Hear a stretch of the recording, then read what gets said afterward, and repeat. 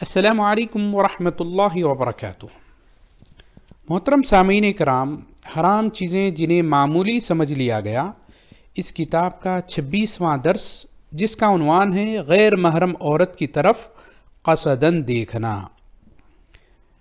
سورہ نور کی آیت نمبر 30 میں اللہ رب العالمین کا ارشاد ہے: قل للمؤمنین یغضوا من ابصارہم ویحفظوا فروجہم ذلک ازکی لہم ان اللہ خبیر بما یصنعون۔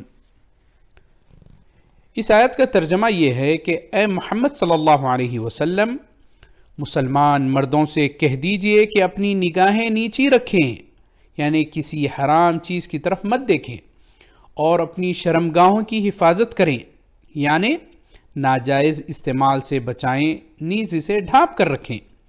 یہی ان کے لیے بہتر اور پاکیزہ ہے، اور لوگ جو کرتے ہیں اللہ تعالیٰ ان سب سے باخبر ہے۔ صحیح بخاری میں نبی کریم صلی اللہ علیہ وسلم کی ایک حدیث ہے، جس میں آپ صلی اللہ علیہ وسلم نے ارشاد فرمایا: فَزِنَ الْعَيْنِ النَّظْرُ، حرام چیزوں کی طرف دیکھنا آنکھ کا زنا ہے، لیکن کسی شرعی ضرورت کے پیش نظر غیر محرم عورت کو دیکھنے میں کوئی حرج نہیں، جیسے نکاح کرنے کی نیت سے اپنی منگیتر کو دیکھنا، یا ڈاکٹر کا بیمار عورت کو علاج کی خاطر دیکھنا وغیرہ۔ اسی طرح عورت کا کسی غیر محرم مرد کو شہوت کی نگاہ سے دیکھنا بھی حرام ہے، جیسا کہ اللہ رب العالمین کا سورہ نور کی آیت نمبر 31 میں ارشاد ہے: وَقُلْ لِلْمُؤْمِنَاتِ يَغْضُضْنَ مِنْ أَبْصَارِهِنَّ وَيَحْفَظْنَ فُرُوجَهُنَّ۔ اے پیغمبر محمد صلی اللہ علیہ وسلم، آپ مسلمان عورتوں سے فرما دیجئے کہ وہ بھی اپنی نگاہوں کو نیچی رکھیں، کسی اجنبی مرد کی طرف مت دیکھیں، اور اپنی شرمگاہوں کی حفاظت کریں۔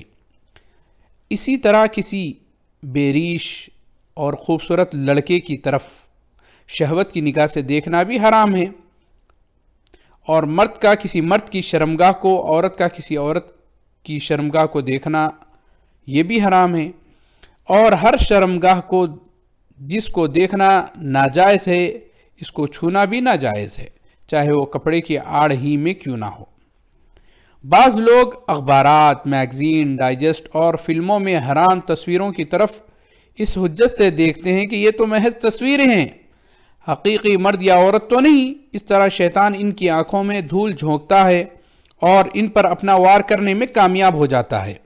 حالانکہ ان فحش تصویروں اور بے حیائی پر مبنی فلموں کو دیکھ کر کس قدر انسان کی جنسی شہوت بھڑک اٹھتی ہے اور فساد کے دروازے کھلتے ہیں، یہ کسی سے پوشیدہ نہیں۔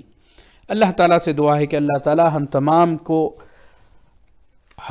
تمام حرام چیزوں سے بچنے کی توفیق عنایت فرمائے۔ والسلام علیکم ورحمۃ اللہ وبرکاتہ۔